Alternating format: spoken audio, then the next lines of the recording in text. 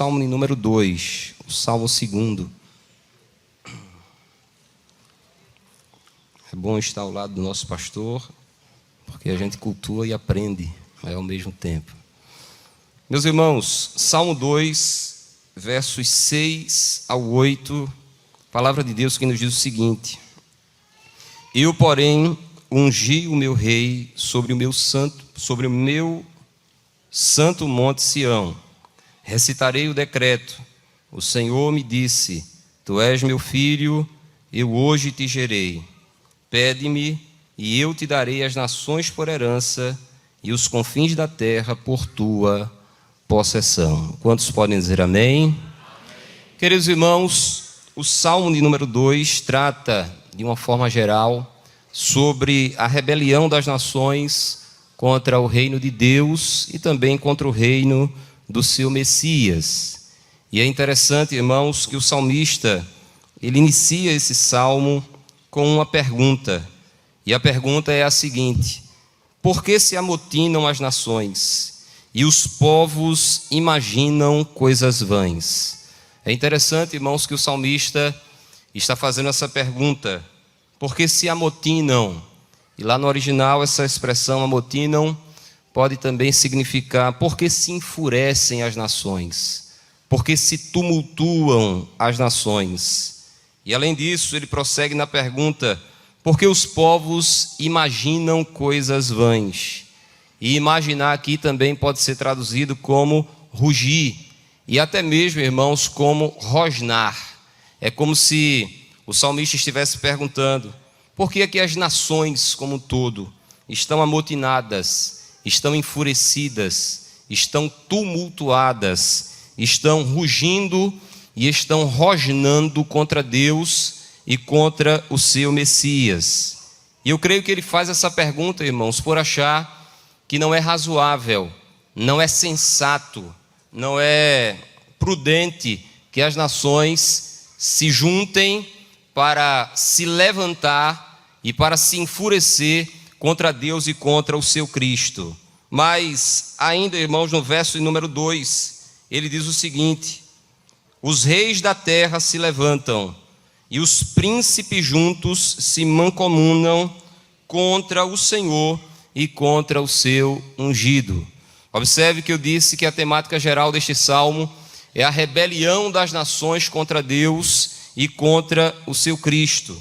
E ele está perguntando mais uma vez, está afirmando que os reis da terra se levantam e os príncipes deste mundo juntos se mancomunam, ou seja, eles conspiram contra o Senhor e contra o seu ungido. E é interessante, irmãos, que nessas conspirações das nações da terra contra Deus e contra o seu ungido, eles afirmam o seguinte, o que está no versículo número 3: rompamos as ataduras e sacudamos de nós as suas cordas. Em uma outra versão, é como se as nações estivessem dizendo em relação a Deus e ao seu Messias, que eles dizem mais ou menos o seguinte em uma outra versão: vamos nos livrar do domínio deles, ou seja, de Deus e do seu Cristo. Vamos acabar com o poder que eles têm sobre nós. De forma que o salmista está descrevendo o sentimento das nações em relação à soberania, à majestade, o domínio de Deus sobre estas nações. E elas estão iradas, querendo se emancipar do domínio de Deus e do poder que Deus exerce sobre elas. Mas é interessante, irmãos, a reação de Deus diante dessa fúria e oposição das nações em relação a ele. Veja qual é a reação de Deus em relação a eles. Versículo de número 4: aquele que habita nos céus se rirá, o Senhor zombará deles. Veja que eu estava pensando, irmãos, a respeito. Por que é que diante da revolta das nações, por que é que diante da conspiração das nações contra Deus e contra o seu Cristo, a reação de Deus em relação a estas nações é sorrir deles? E é interessante que riso aqui, irmãos, significa literalmente um riso de desprezo, um riso de diversão, um riso de zombaria. As nações todas estão enfurecidas contra Deus e contra o seu Messias, pensando numa forma de se livrar do domínio deles e até mesmo se levantar contra o domínio de Deus e do Cristo dele. E aí a reação de Deus diante dessa revolta generalizada é simplesmente sorrir, é simplesmente desprezar e é simplesmente zombar das nações. E por que é que o Senhor reage dessa forma ante a revolta das nações? A resposta, irmãos, está no verso de número 4. No verso de número 4 está escrito o seguinte: aquele que habita nos céus. Por que é que Deus despreza as nações? Por que é que Deus sorri das nações quando elas se levantam contra Ele? Porque Ele, Deus, habita nos céus. E os céus estão mais altos do que a terra. E os céus governam a terra. E dos céus emanam todos os decretos, não apenas sobre os céus, mas também sobre todas as nações. Quem crê assim, dê uma glória para Jesus, irmãos. E como Deus está nos céus, assentado em um alto e sublime trono, acima de todas as estrelas, e por isso que Ele é o Deus altíssimo, soberano sobre tudo e sobre todos, Ele está rindo das nações, Ele está zombando, desprezando essas nações que se revoltam contra Ele.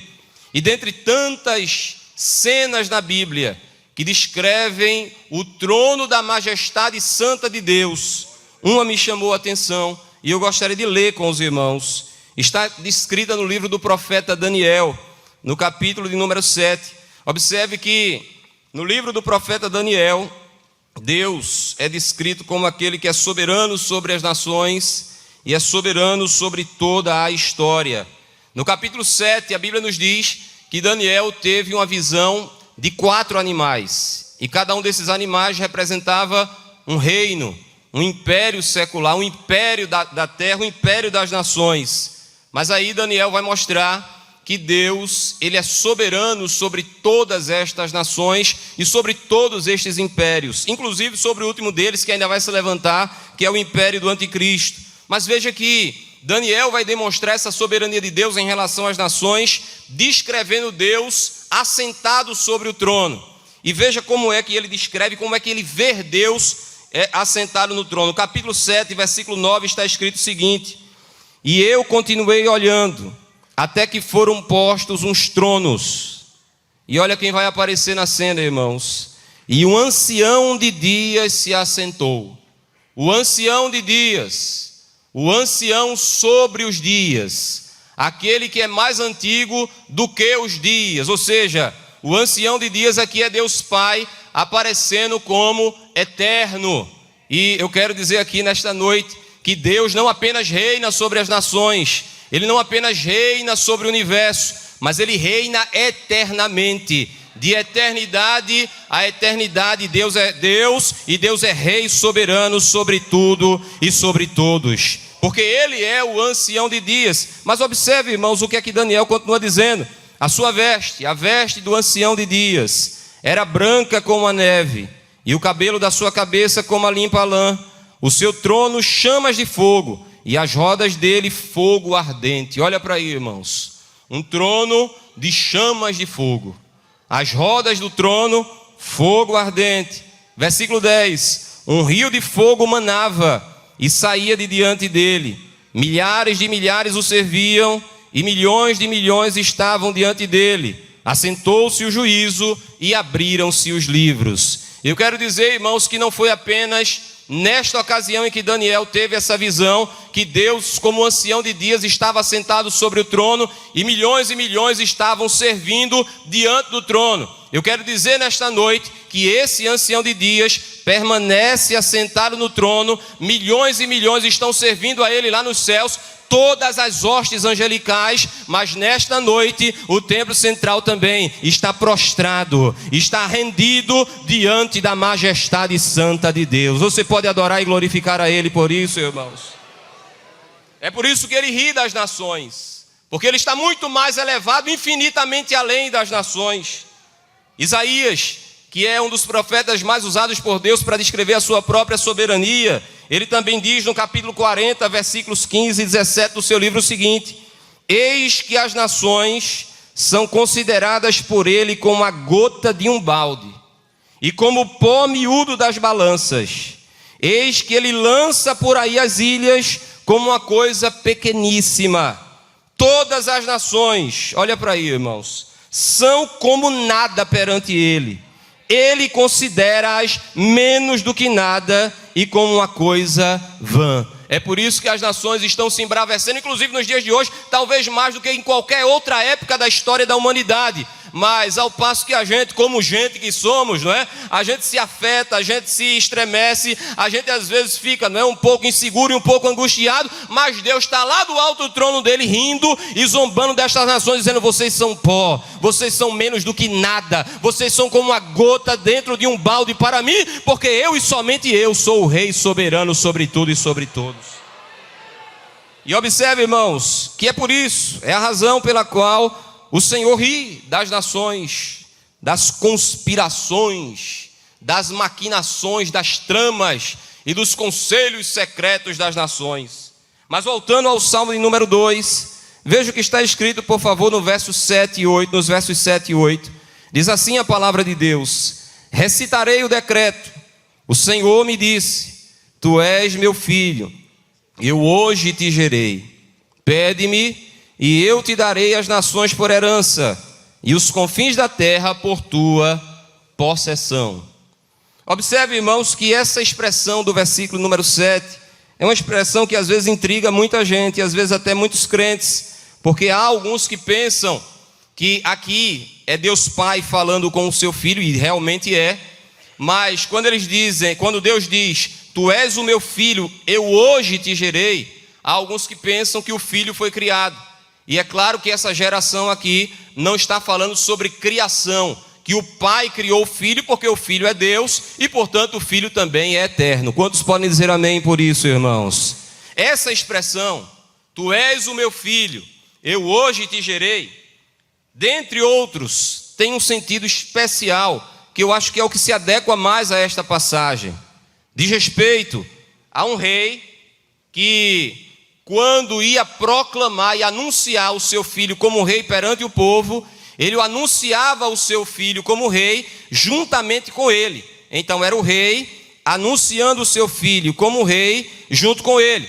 Então era um governo e era um trono compartilhado.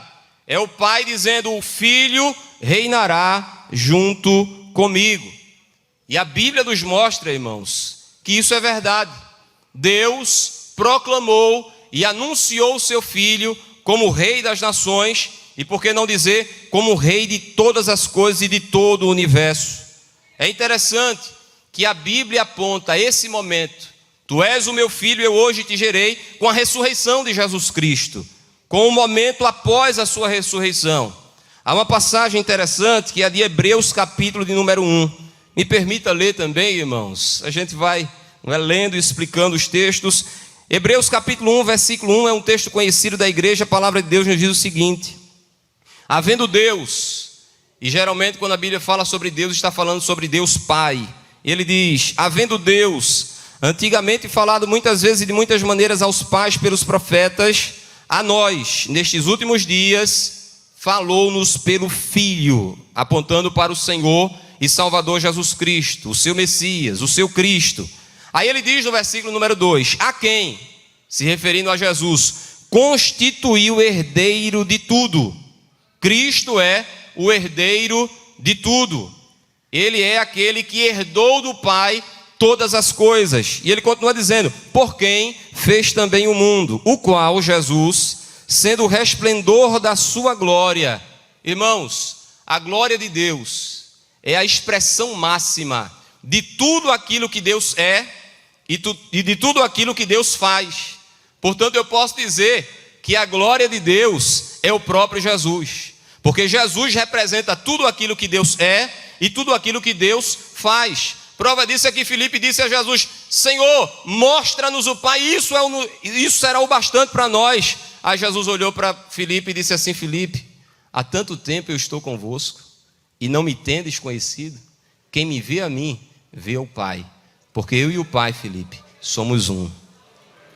Eu sou a glória do Pai. Observe que o escritor aos Hebreus está dizendo: Ele é o resplendor da sua glória, é a expressa imagem da sua pessoa, e sustentando todas as coisas pela palavra do seu poder, havendo feito por si mesmo a purificação dos nossos pecados. E quando foi que Jesus promoveu a purificação dos nossos pecados? Quando ele morreu na cruz do Calvário. Quando ele deu o brado da vitória na cruz do Calvário, dizendo: está consumado. Ali o pecado de toda a humanidade estava purificado. E aí ele continua dizendo o seguinte: depois que ele efetuou a purificação dos nossos pecados na cruz, nos diz o texto, ele assentou-se à destra da majestade nas alturas. Observe, ele é sacrificado na cruz do Calvário. Ao terceiro dia ele ressuscita, sobe aos céus e se assenta à destra de Deus Pai. E diz a Bíblia no versículo 4: feito tanto mais excelente do que os anjos, quanto herdou mais excelente nome do que eles. Porque depois que ele recobrou a glória dele com o Pai, irmãos, ele se tornou mais excelente do que os anjos. Mas ele diz o seguinte no versículo 5: porque a qual dos anjos disse jamais: tu és o meu filho, hoje te gerei. E outra vez eu lhe serei por pai, e ele me será por filho. O que é que o escritor aos Hebreus está dizendo? Ele consumou a sua obra na cruz do Calvário. Ao terceiro dia ressuscitou, subiu e está nas alturas celestes, à destra de Deus Pai, no trono da sua majestade. E aí quando isso acontece, Deus diz: tu és o meu filho, eu hoje te gerei. De forma que eu posso dizer, irmãos, que Cristo pediu, porque o texto diz: pede-me e te darei as nações por herança. Cristo pediu e conquistou as nações com a sua morte na cruz. E foi declarado rei depois que ressuscitou. Observe, há um detalhe na crucificação de Jesus, que eu anotei, que está em João capítulo 19, eu só vou ler versículos 19 e 20, que diz o seguinte: e Pilatos, na hora que Jesus foi crucificado, escreveu também um título lá na cruz, e pô-lo em cima da cruz, e nele estava escrito: Jesus Nazareno, Rei dos judeus. Só que o detalhe está no versículo 20. E muitos dos judeus leram este título. Por quê? Porque o lugar onde Jesus estava crucificado era próximo da cidade, e estava escrito em hebraico, em grego e em latim.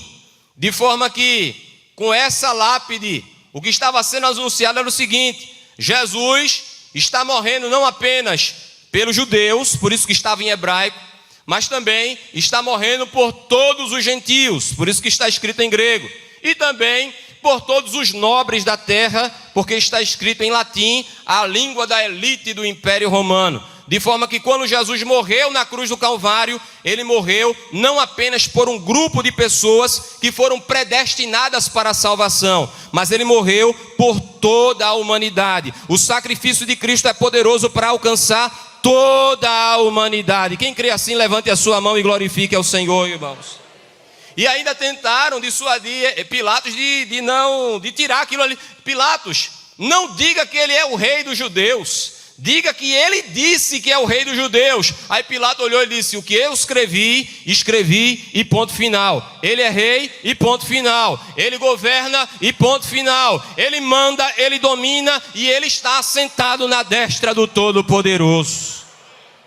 De forma que Deus Pai diz ao seu Filho: pede-me e te darei as nações por herança. E Cristo conquista essa herança, ou seja, as nações, lá na cruz do Calvário, quando consuma o seu sacrifício. Se os irmãos estão entendendo, digam amém, irmãos. E é interessante que enquanto ele esteve encarnado, Jesus, ele tomou, disse o apóstolo Paulo, a forma de servo, a forma de escravo. Mas depois que ele ressuscitou, nos diz a Bíblia que ele foi declarado o rei do céu e o rei da terra. É por isso que ele mesmo disse depois que ressuscitou. Está lá em Mateus 28, 18. E chegando-se Jesus aos seus discípulos, falou-lhes dizendo: é-me dado todo o poder no céu e aonde mais, irmãos? Na terra. Ele manda no céu e ele manda na terra. Porque ele conquistou por herança o céu e a terra, e ele conquistou essa herança lá na cruz do Calvário. Diga glória a Deus por isso, irmãos. Mas é interessante que, em primeiro lugar, irmãos, eu gostaria de dizer que Cristo conquista as nações por herança e implanta o seu reino sobre as nações.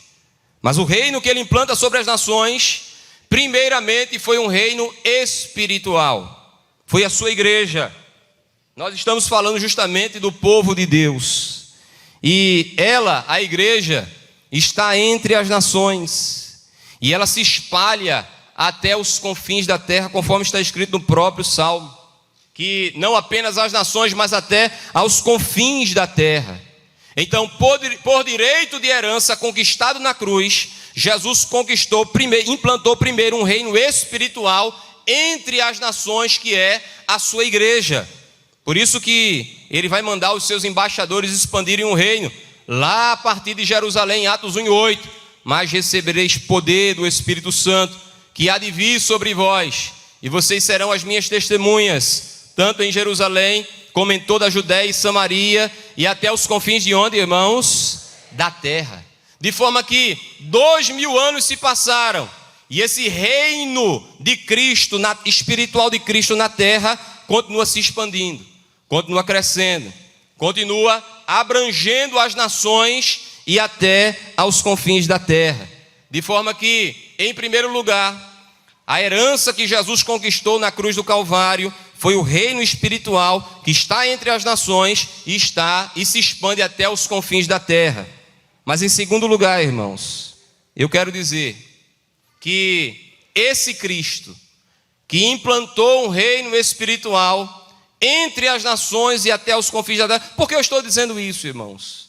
Porque nós aqui no Brasil, aqui em Recife, somos a prova de que o evangelho chegou até os confins da terra. Porque nós estamos a quase 10.000 quilômetros de Jerusalém. Mas ao longo do tempo, o reino foi crescendo, se expandindo.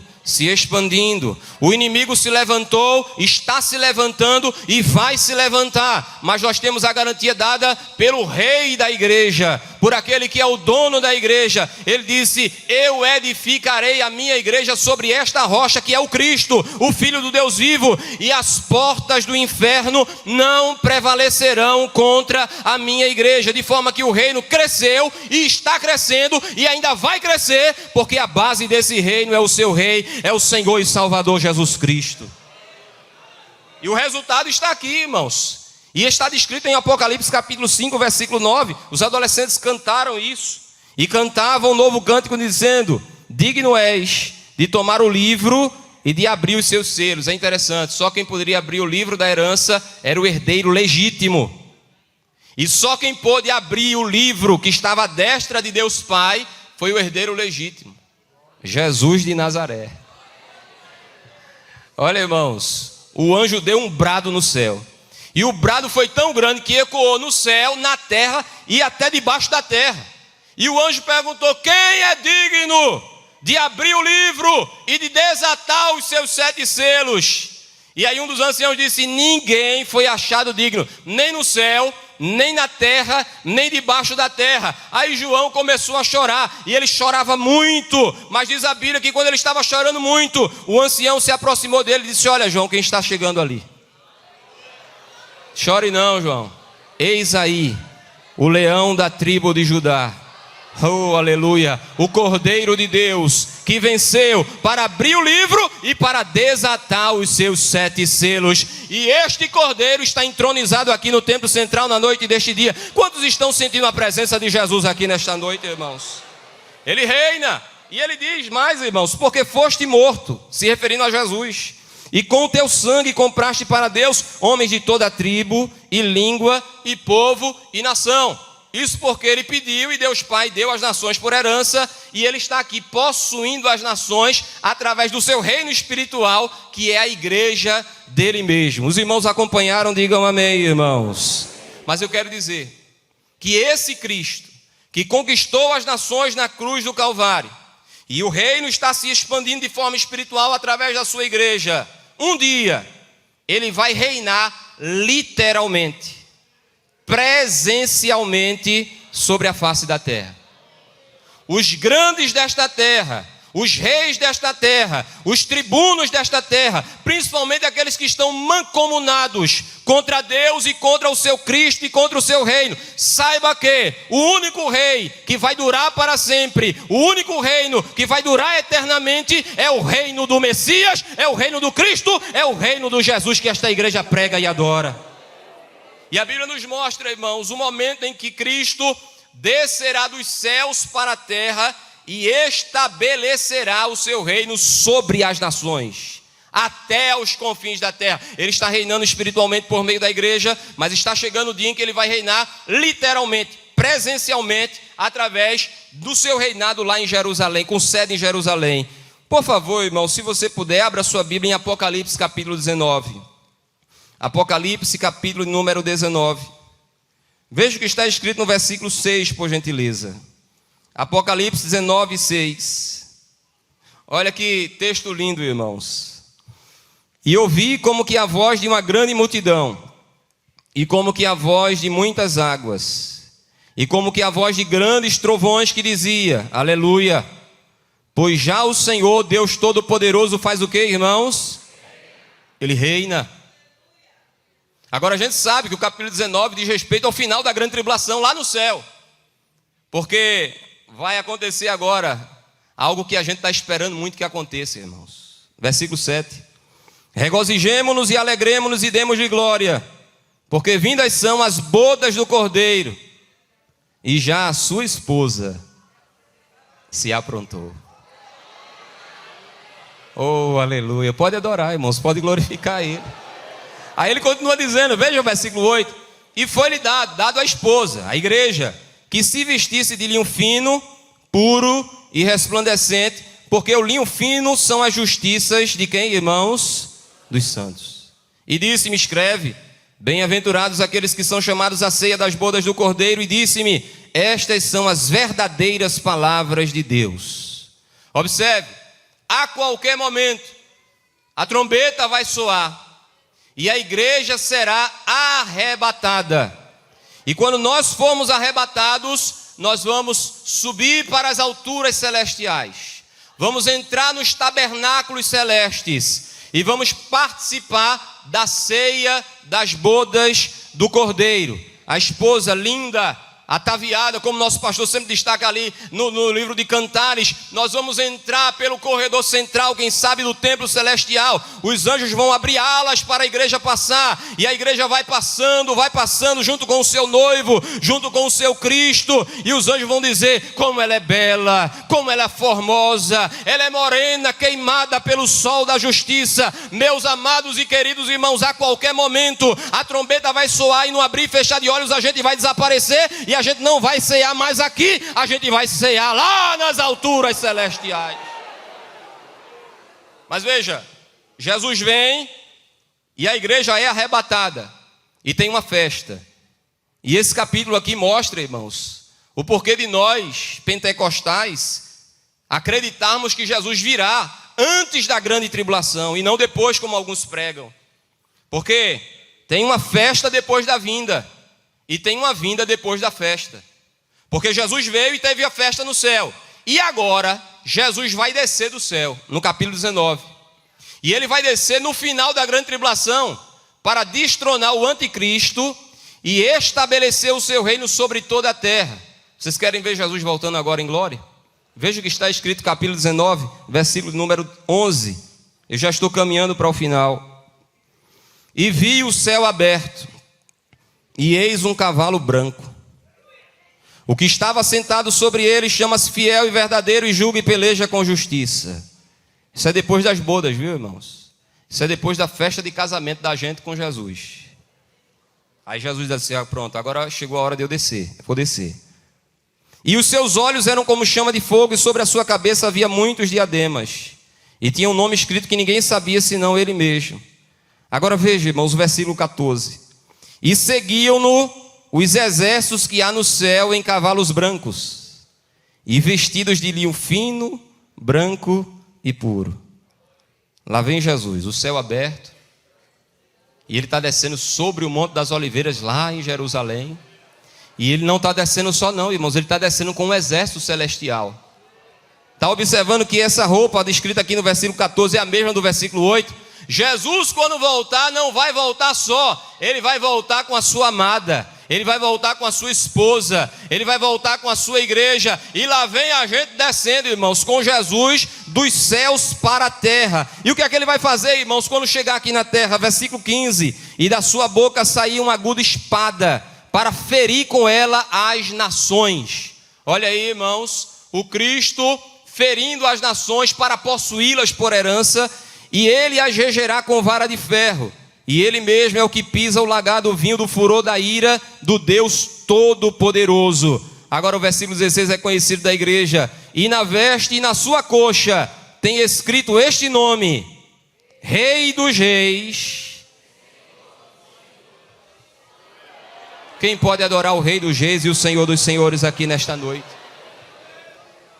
Deus Pai disse a ele: pede-me e eu te darei as nações por herança. E Jesus pediu desde a eternidade, e esse pedido se concretizou na cruz do Calvário.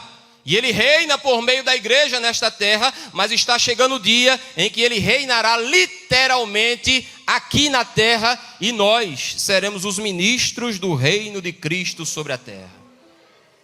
Olha para aí, irmãos, que privilégio. A igreja que ele comprou com o seu próprio sangue. Ele vai reinar e dominar sobre as nações. Mas eu quero encerrar dizendo a você que ainda não teve uma experiência de salvação junto a Cristo, ou a você que está afastado dos caminhos do Senhor: esse Jesus que reina sobre o céu e a terra, ele é tão humilde que o lugar onde ele mais tem prazer de reinar é no coração de cada um. Ele quer reinar sobre a tua vida. Ele já reina sobre a igreja, mas ele quer ser o rei da tua vida. Ele quer ser o rei da tua história. E nós temos exemplos na Bíblia de homens individualmente que rogaram que Cristo fosse o seu rei, e Cristo aceitou ser o seu rei. Por exemplo, o cego Bartimeu. A Bíblia nos diz, irmãos, que Jesus ia saindo de Jericó e tinha um homem à beira do caminho, mendigando em cima de uma capa. E ele era cego. E ele estava ali naquela situação deplorável, aquela situação triste. E ele ouve Jesus junto com a multidão, vai passando. E alguém diz a ele: olha, quem está passando aí é Jesus de Nazaré.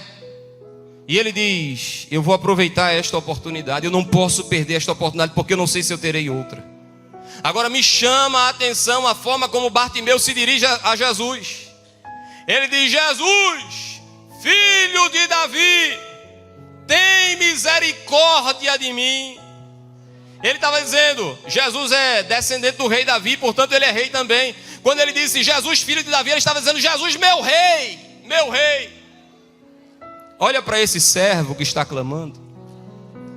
Olha para esse súdito que está clamando a ti: tem misericórdia de mim. Aí a Bíblia nos diz, irmãos, que de tanto ele gritar, algumas pessoas até repreenderam a ele, dizendo assim: olha, não grita não, está ficando feio. Ele disse: não, eu vou continuar gritando, é a oportunidade da minha vida. Jesus, filho de Davi, tem misericórdia de mim. Aí o rei, irmão, Jesus parou. Opa, alguém está me identificando como rei, estão me chamando de filho de Davi. Aí Jesus parou junto com a multidão. Aí Jesus disse assim: mande chamá-lo, porque rei não vai, rei manda chamar. Chame ele. Ele está me reconhecendo como rei, eu vou me comportar como rei em relação a ele. Lá vem Bartimeu, irmãos. Quando chega na presença de Jesus, Jesus como rei diz assim: pede-me e eu te darei. O que é que você quer que eu faça, Bartimeu? A maior necessidade dele era ver. Ele disse: que eu tenha visto. Aí o rei liberou a palavra: veja, a tua fé te salvou. A Bíblia diz: na mesma hora ele começou a enxergar. Porque palavra de rei tem que se cumprir, e palavra de rei não pode voltar atrás. Veja, com uma palavra, o rei Jesus mudou a história daquele homem, mudou a história de Bartimeu. E a Bíblia diz que ele viu e começou a seguir a Jesus. Jesus curou o corpo e curou a alma, porque ele se tornou um crente, ele se converteu a Jesus. Eu quero ser súdito deste rei, eu quero seguir esse rei. E o outro exemplo, para concluir, é daquele malfeitor lá na cruz. Irmãos, eu não sei como foi que aquele homem conseguiu enxergar em Jesus um rei. O malfeitor estava lá, ele olhou para aquele homem todo ensanguentado, desidratado, desfigurado das bofetadas que havia levado, com as costas em carne viva por causa dos açoites, com uma coroa de espinhos na sua cabeça que colocaram zombando dele. Mas de alguma forma aquele malfeitor olhou para Jesus, o reconheceu como rei e disse assim: Senhor, tu és Senhor, lembra-te de mim quando entrares no teu reino. Jesus estava agonizando, irmãos, mas quem sabe, quando ele estava ali de cabeça baixa, ele disse: me identificaram como rei, eu tenho que me portar como rei. Levantou a cabeça e disse: ainda hoje, alabaxoreando alamácia, tu estarás comigo no meu reino lá no céu, tu estarás comigo no paraíso. Ele que reina sobre as nações quer reinar sobre a tua vida também. E eu quero dizer a você que não é crente ou que está afastado, com uma só palavra, esse rei pode mudar a tua história, pode mudar a tua vida. Basta que ele dê uma ordem ao teu respeito. Se você se humilhar perante a majestade dele, a grandeza dele, o reinado dele, ele dará ordens ao teu respeito e a tua vida nunca mais vai ser a mesma.